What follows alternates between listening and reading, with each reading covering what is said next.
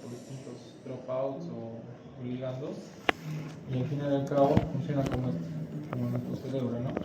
Cada uno de estos es un punto interpretable y cada unión es un nodo. Entonces, al fin y al cabo le quitas uno y se desarma toda la red neural. Y así es como interpreta la máquina los datos. Así, por ejemplo, funcionan los que escriben ustedes a una tienda para que les vendan algo y les contesta un WhatsApp automático. Ya todo es con IA, son redes neurales una tras la otra. Y igual se utiliza para videoinformática, ¿ven? Así básicamente. Y así, bueno, eso también interpretamos nosotros. Es un poco más complejo, que también yo ando ahí aprendiendo una cosa nueva. Pero nosotros vamos a hacer otra cosa hoy día. A ver, si tengo el archivo, y ahí está por acá.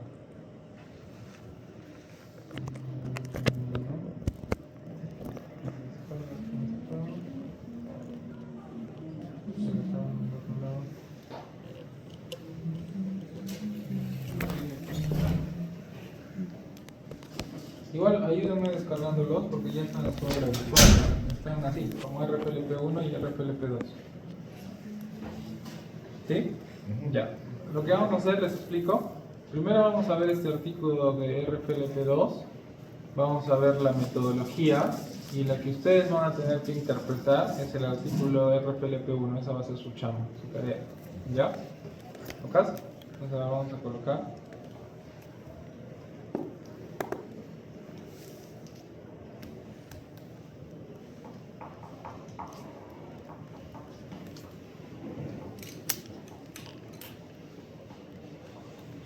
Ya. A ver. Lo que vamos a ver hoy día es estudiar RFLPs. ¿Sí? Que son polimorfismos y fragmentos de restricción. ¿Ok? ¿Para qué se utilizan los RFLPs? Para hacer estudios de paternidad y para hacer estudios forenses. ¿Sí? Por ejemplo, lo que sale en CSI, ¿no? De quién es el asesino, quién es el violador. ¿Ok? Ya. Basado solo en esas dos cosas que les he dicho, debemos entender que los RFLPs es buscar fragmentos o secuencias repetitivas, de eso viene la R, ¿sí? Fragmentos o secuencias repetitivas en un ADN en general, ¿sí? Ahí podemos tener dos opciones, utilizar short tandem repeats, repeticiones en tándem pequeñas, o utilizar BNTRs, que es repeticiones en tándem de nucleótido variable. ¿Sí? ¿Ok? Ahora les explicamos un poquito más cuál es la diferencia entre ellos.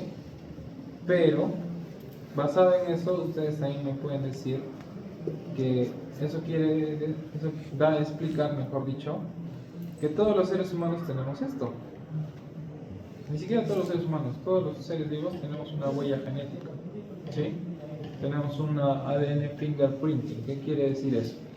Que si todos nacemos, cada vez que nacemos, así como te ponen un nombre, también deberían sacarte una muestra para saber cuál es tu estructura de ADN. ¿Para qué? Para que todos estemos en una base de datos, ¿cierto? Entonces, yo les hago una pregunta. Si ahorita hubiera un incendio, por ejemplo, ¿sí? Y se quema la universidad y todos estamos acá dentro. Si nos quemamos, vamos a terminar probablemente cenizas y hueso, ¿cierto? ¿Cómo nos identifican nuestros familiares? ¿Quién es quién para enterrarnos?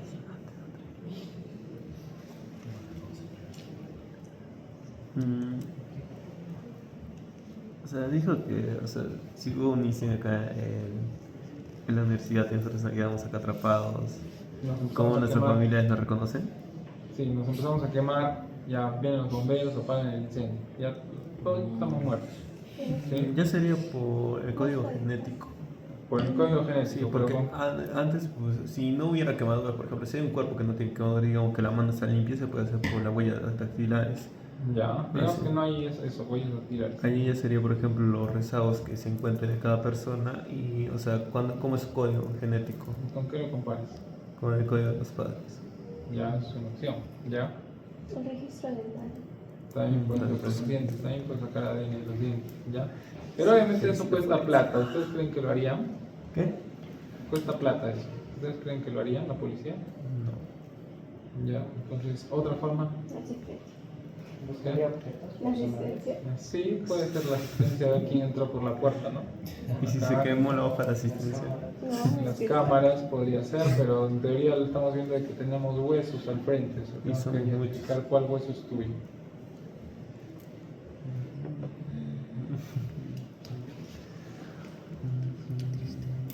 Bueno, la forma como los identifican en la actualidad son simplemente por rasgos físicos o por algo distintivo, ¿no? O sea, digamos, no necesariamente un quemado. implantes. ¿Qué? Implantes. Claro, puede ser implantes de los dientes, implantes mamarios, implantes de que te pusieron una placa de yeso en un brazo, sí, una placa de metal en un brazo porque hace tiempo te fracturaste. Por ahí alguien dice, el doctor George tenía un tatuaje aquí en el cuello que decía hola, ¿no? Sí, el Si nombre de justo ella. no se quemó, encuentras un cadáver que tiene ahí un tatuaje, es el cajón, que no, ¿sí? Entonces, generalmente busca algo distintivo. Pero con esto, nosotros lo que podríamos hacer es cada vez que nace un ser humano, podríamos hacer, así como les he dicho en teoría, un banco, pero un banco de genes. Entonces tenemos la huella genética de cada uno de los seres vivos que han nacido en el Perú. ¿Sí?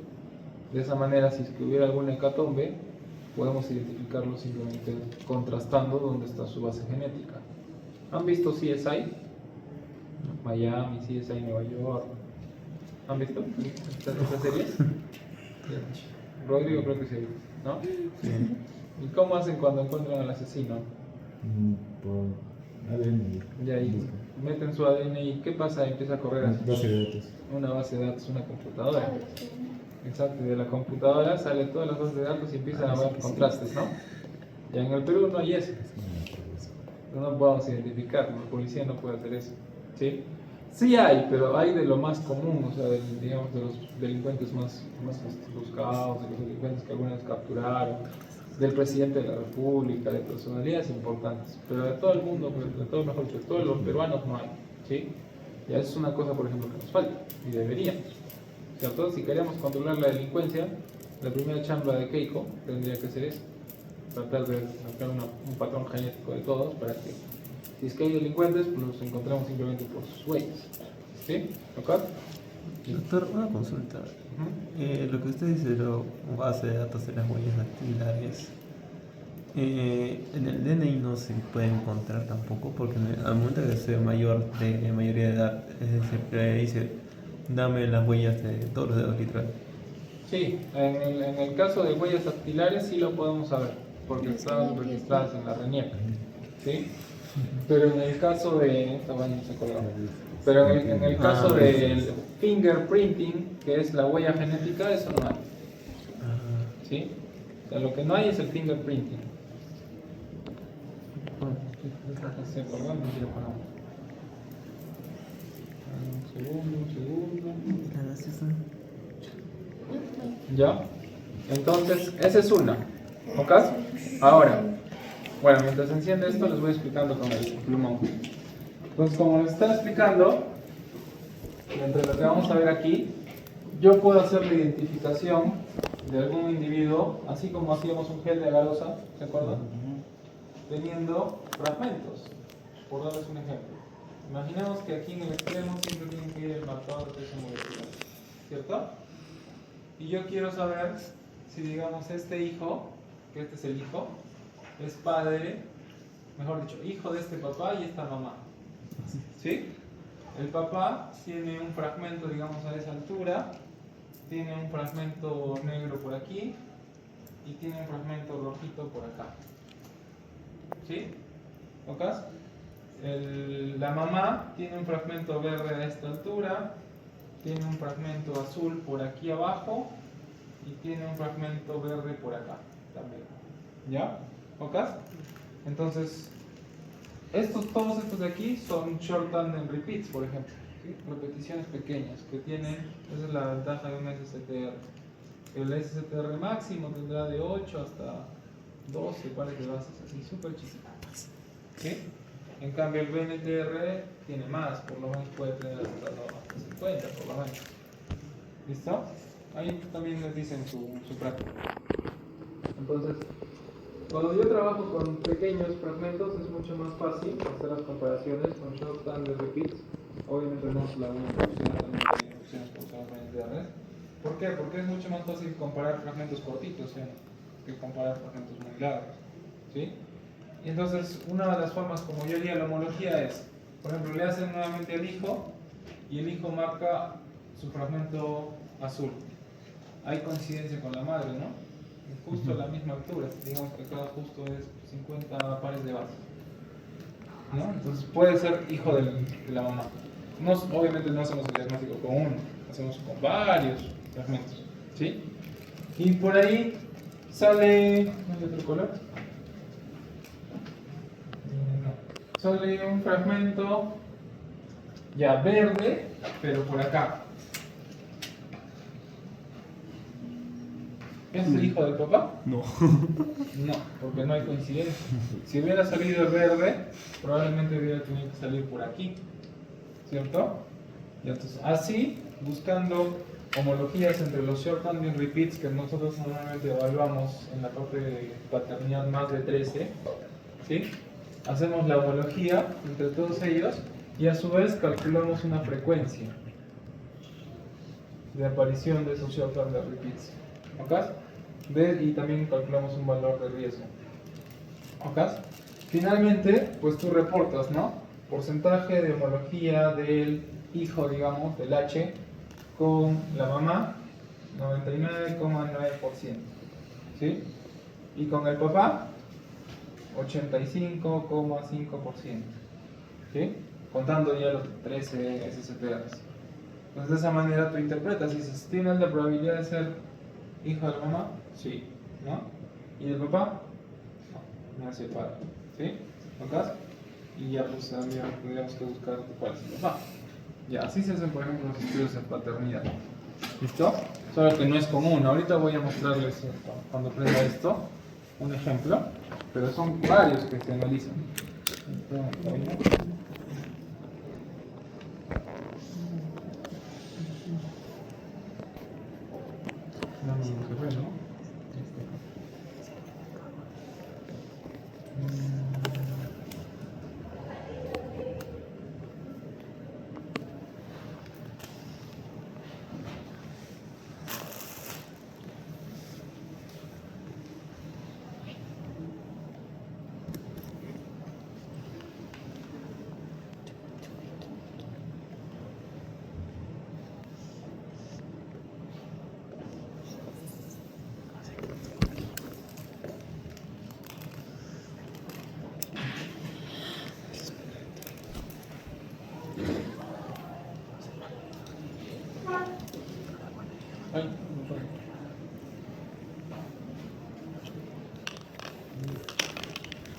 Bueno, mientras voy cargando esto, chicos, ¿qué se supone o cuáles serían los pasos moleculares que yo debo hacer para obtener los polimorfismos? O los short hand repeats y BNTRs. ¿Cómo hacen la extracción del ADN? ¿Se acuerdan de todo lo que hemos aprendido? La extracción de Lo primero es que tienes que definir una muestra, ¿cierto? Porque digamos, si hablamos de forense o si hablamos de paternidad, tienes que definir una muestra. Alguien por ahí me puede decir, Richard, no, dice, no, profesor, yo voy a hacer un pelo, ¿sí? Por ahí Belinda me dice, yo voy a utilizar, ¿qué quieres? ¿Diente? Ya, diente. Por ahí Caleb me dice, yo voy a utilizar saliva, ¿no? Entonces lo primero que tienes que definir es la muestra, ¿cierto? Ya. Después que defines la muestra, tienes que definir el método, ¿no? Voy a tener que hacer una extracción de ADN con el método de columna sencílica, con el método del fenocloroformo, el que sea más adaptable a tu muestra, ¿sí? Lo siguiente que tienes que hacer es definir cómo vas a hacer la PCR, ¿sí o no? Si tienes ARN puro, tendrás que hacer el RT-PCR. Si tienes ADN, tendrás que hacer una PCR normal, ¿sí? ¿Por qué? Porque tener una secuencia genética no te sirve, tienes que amplificar un montón. ¿sí? Y esas son las que vas a tratarlas como RFLPs, ¿sí? Por ejemplo, esto que les estoy mostrando es una tarea que a mí me pidieron en el máster con unos compañeros. ¿Dónde dice presentar?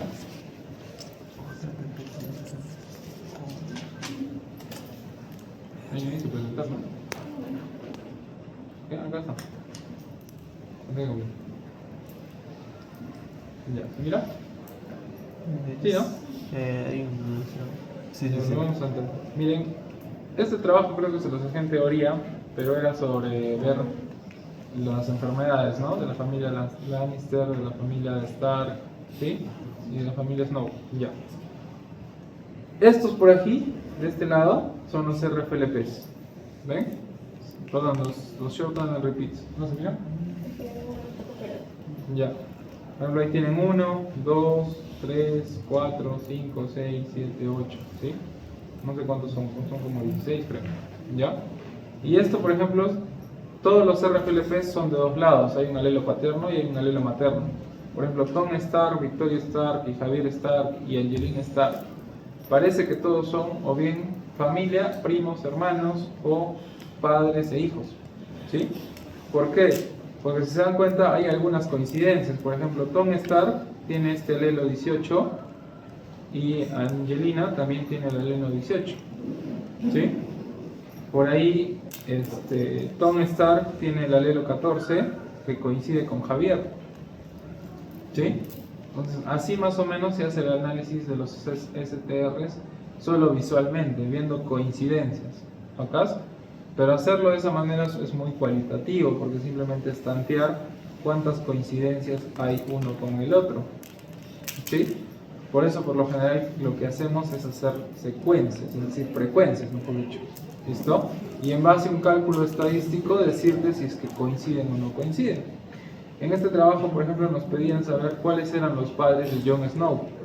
Por el árbol genealógico que hicimos antes, lo que les dije en teoría, podíamos saber que era un Stark y uno de la familia Lannister.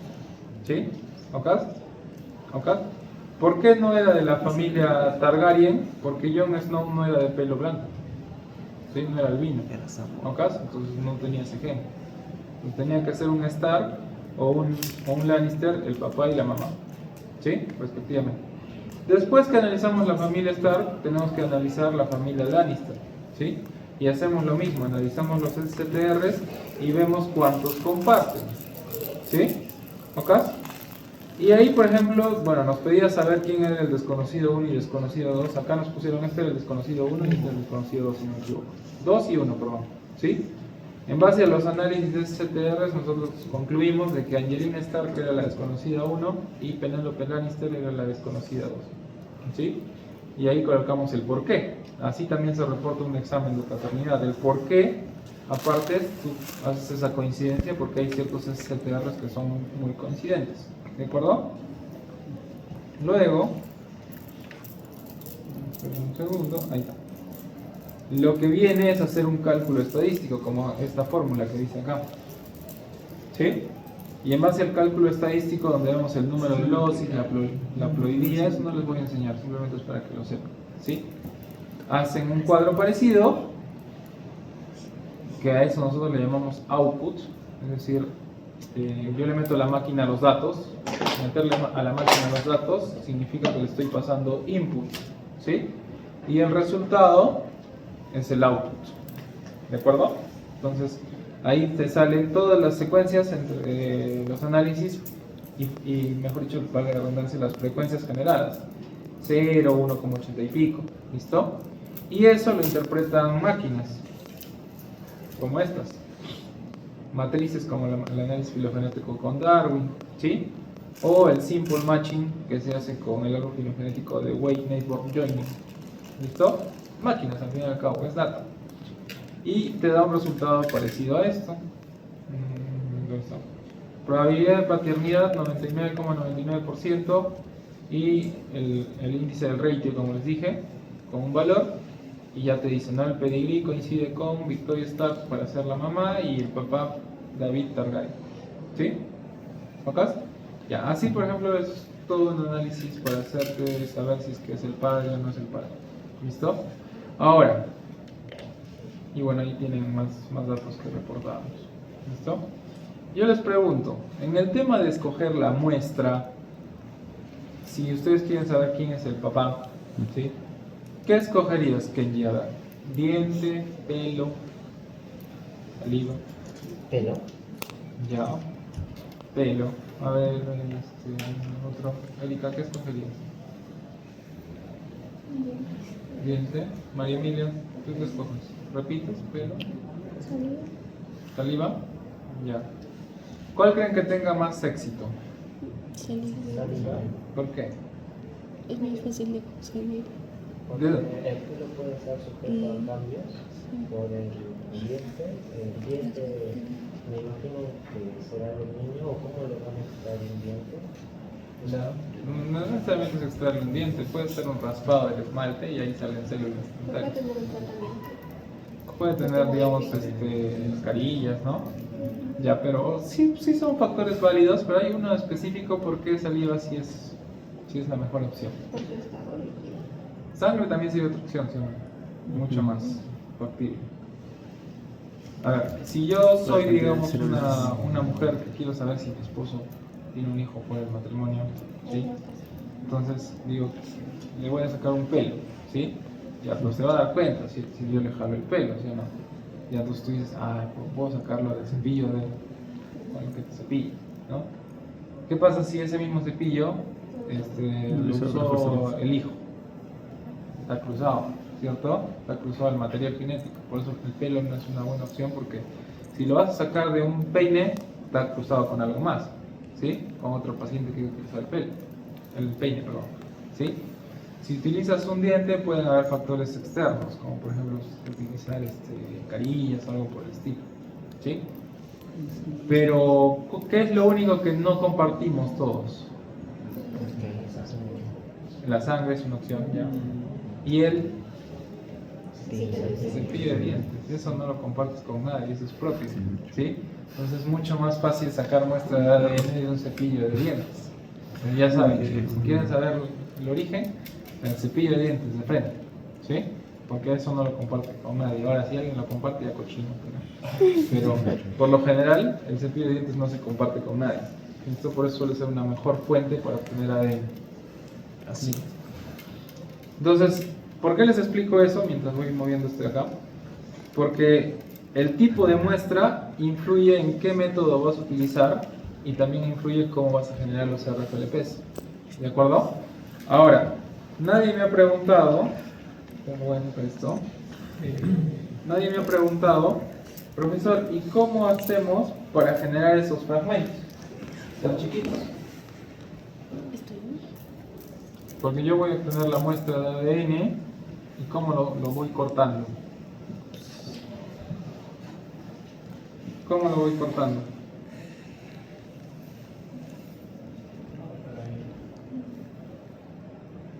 ¿O cómo lo corto? Ahí. No lo descargo. Ahí. ¿Cómo lo corto?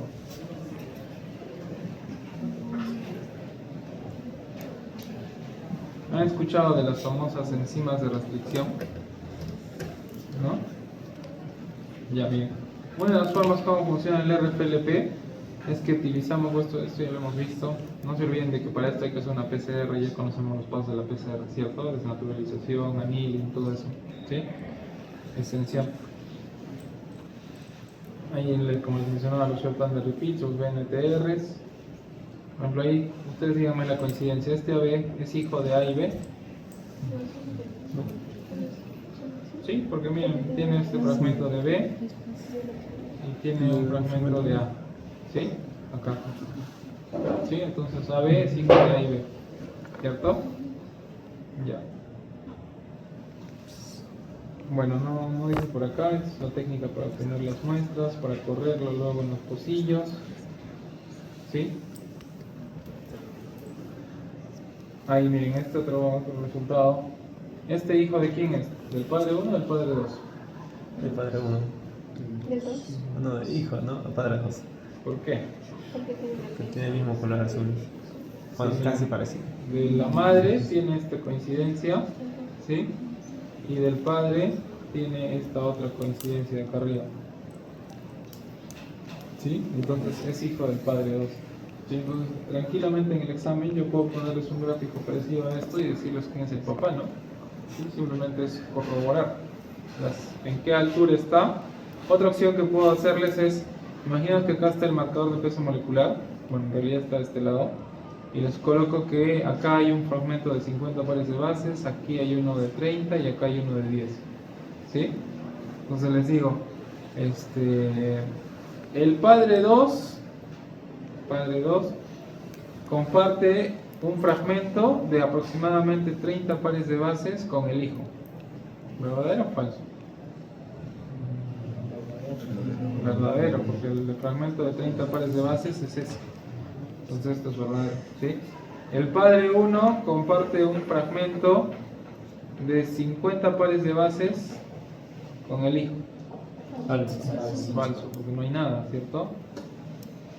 Solo es el marcador. ¿Ok? Entonces eso también podríamos hacerlos en el examen. Ya que ponerles esas sentencias y ustedes tienen que corroborar si realmente es o no es. ¿Listo? Ya. Pero ya que aprovechando este espacio, les explico cómo es que este fragmento de ADN se parte. ¿Ya? Lo que solemos utilizar son enzimas de restricción. Una enzima de restricción corta en fragmentos específicos. Por ejemplo, ahí corta y obtenemos este fragmento de acá. ¿Sí? Luego podemos utilizar otra enzima de restricción que corta aquí y acá.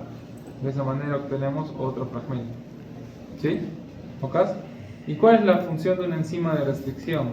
Que la enzima de restricción corta en secuencias palindrómicas. ¿Qué es eso? ¿Qué es un palíndromo? ¿Qué? Que se lee a la vez, o sea, lo mismo a la vez. Exacto, un palíndromo es una secuencia que se lee de adelante para atrás y de atrás para adelante igualito. Entonces, por ejemplo, si ustedes tienen una secuencia de ADN y acá te dice ATG, ¿cuál es el complementario? TAC. GAC. Entonces, el otro fragmento tiene que cortar así. GAC. De esa manera, cuando cortan, se superponen uno con el otro. No sería TAC. Oh, perdón, TAC. ¿Sí? De esa manera se superponen uno con el otro. ¿Sí? ¿Ok? Entonces las enzimas de restricción funcionan así, porque cortan en secuencias palindrómicas y por lo tanto forman así como bucles. Entonces cuando ya se une el fragmento de ADN, ¿sí? ¿Ok? Listo. Y bueno, ahí termina con las homologías. Bueno, ahí les responden las preguntas para que ustedes puedan corroborarlo. ¿Sí? Ya. Pero lo que tienen que hacer, para esta práctica no es, bueno, es en base a ese artículo, genial, pero tienen que trabajar con el artículo 2, que es este. Perdón, artículo 1, que es este RFLP. ¿Sí? Y no es complicado, les explico lo que tienen que hacer. Lo que tienen que hacer es, uno, primero darse cuenta que este estudio trata sobre identificar paternidad. ¿Sí? ¿Listo? Dos, que probablemente si es que lo han hecho en una universidad, en una facultad dental, lo que van a utilizar es diente, ¿no? ¿Sí? Lo siguiente es que tienen que leer la parte de acá adelante para ver cómo han hecho la identificación por el método de RFLPs.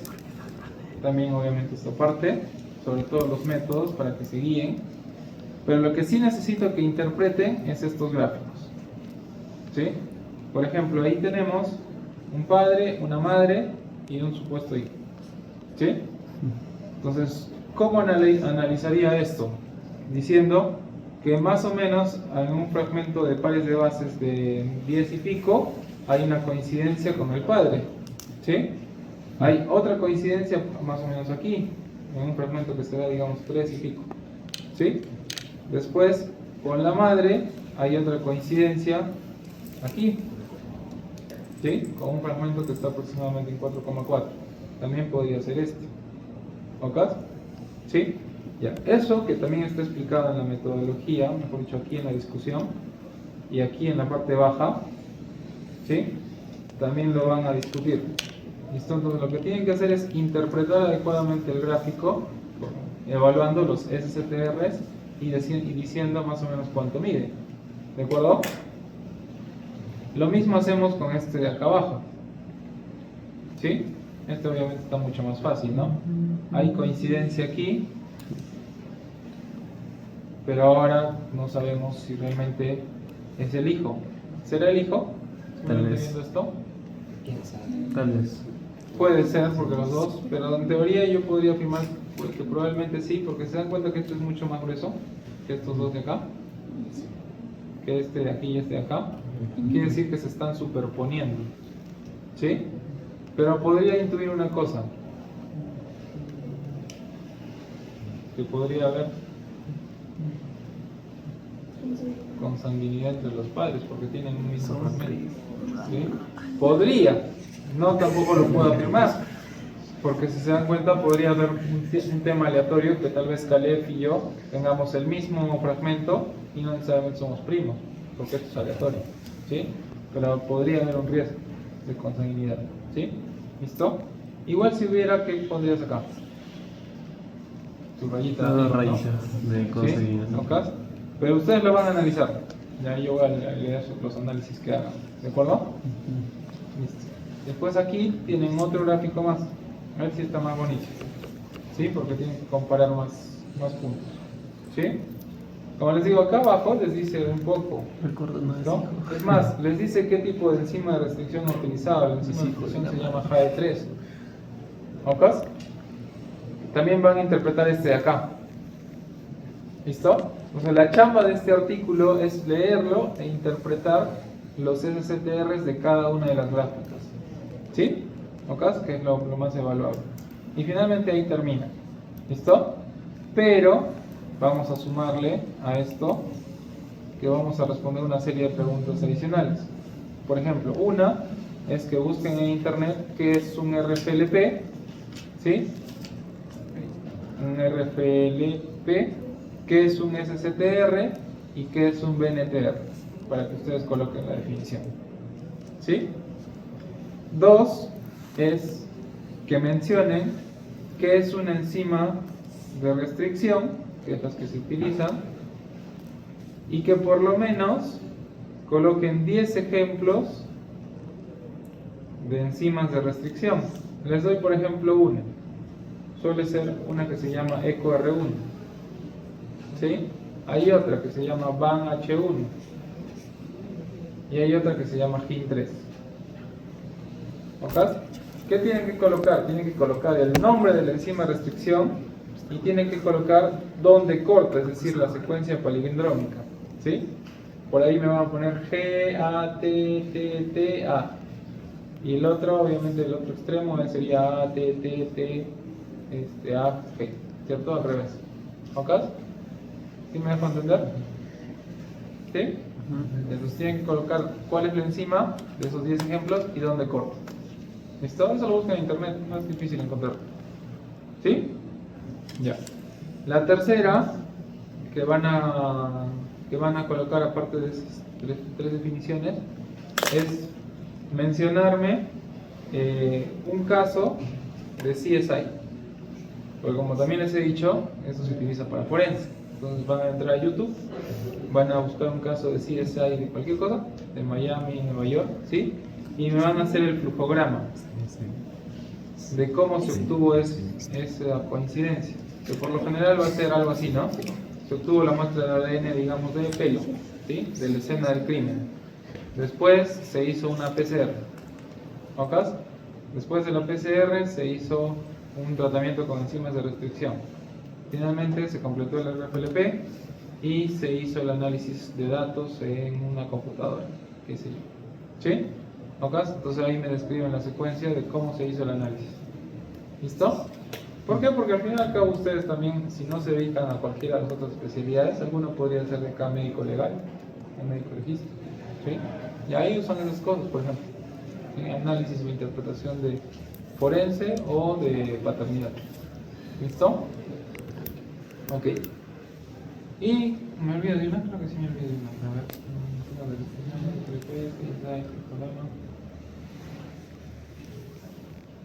Ah, ya. Y la última, ¿qué tipos de muestras se pueden utilizar? Y las interferencias de usar uno con otro, ¿sí? Por darles un ejemplo, y a ver, ¿qué interferencia habría solo al utilizar muestra de pelo? ¿Sí? Ustedes me pueden decir que hay mucho riesgo de error porque puede haber una probabilidad que se cruce con otro material genético, ¿sí? Utilizar hueso, por ejemplo, ¿cuál es el problema?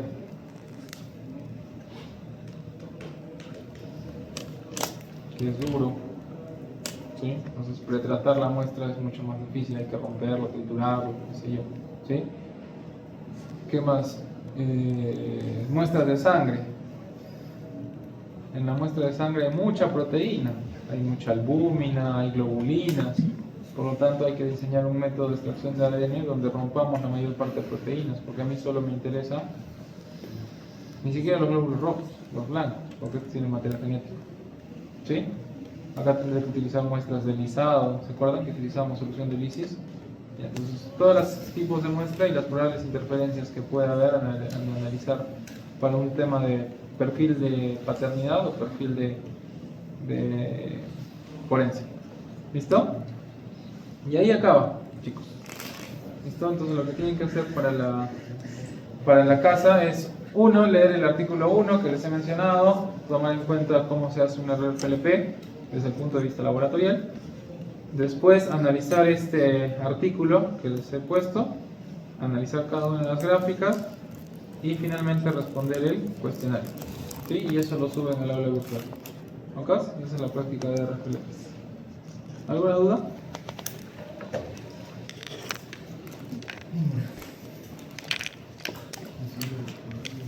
¿Sí? ¿No?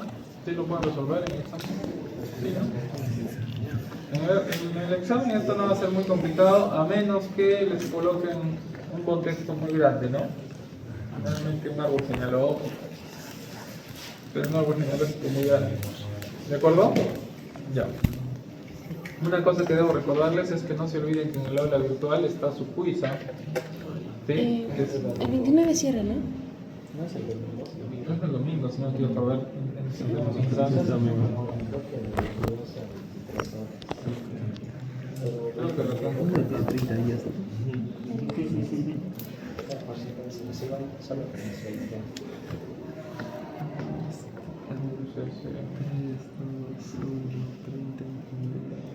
Pero, 28, bueno, 29 de la mañana, sí. Bueno, ¿Sí? madrugada. 29 de la madrugada, ¿no? O sea, 28 a las 12 de la noche. Sería, o sea, el domingo, ¿no? Debería ser, ¿no? Se acaba de encontrar un agujero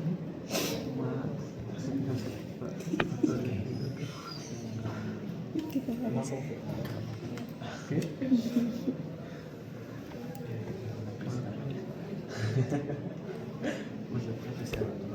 Está para las que usted.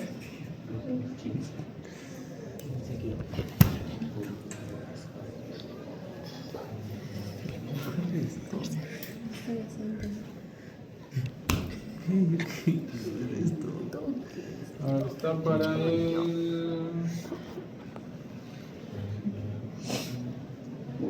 el domingo 28 a las 9 de la noche y cierra el lunes 29, que es feriado, A las 10. a las 10 de la noche. ¿Sí? Son, vamos a spoilear un poco, 20 minutos. ¿Cuántas preguntas son? 20, creo. Una tras la otra. ¿Sí? Ya no lo corro, simplemente ahí ustedes marcan. ¿Ya? ¿En qué está centrado? Está centrado en los artículos que les dije. Tienen que leer el artículo de Huntington, el artículo de Helicobacter pylori, porque básicamente eso sí es preguntable en el examen, ¿sí? Sobre todo las características de los genes y más. ¿Listo? Entonces 20 minutos, 20 preguntas, 1 minuto por pregunta. ¿Sí? ¿Ok? Y ya eso lo evaluamos como parte de participación. Y aparte evaluamos sus guías y ya lo que saquen en el examen. ¿Sí? ¿Cuándo es? ¿Alguien sabe? A mí no me han dicho. Es que no tiene fecha. Porque lo pasó una semana. el 10. ¿Bien? Sí, debería ser el 10. Aproximadamente. ¿Jueves? ¿Viernes? El Viernes. viernes. Ya. Bueno, lo que nos No, digan. no jueves, no es 9. Lo que nos digan. Si nos dicen el 10, ya pues 10. Sí, porque como les digo, a mí tampoco me han dicho nada los doctores. ¿Sí? Con eso cambiaron las fechas, no hace nada. ¿Listo? Entonces para ese día se preparan para teoría y prácticas y ya, acabamos. ¿Sí? ¿Alguna otra más? Identificación de un padre con una madre o de un, digamos, un asesino con un culpable, ¿sí? Un violador con un culpable. Entonces, generalmente nosotros tenemos short under repeats unos 16 a 30, ¿sí? Entonces, una forma es como lo que va a salir en la pizarra, que es poder analizar los short under repeats, cuántas coincidencias tienen, ¿sí?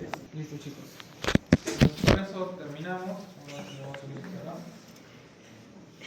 Ahí. ¿Qué entrega acá? ¿Por qué?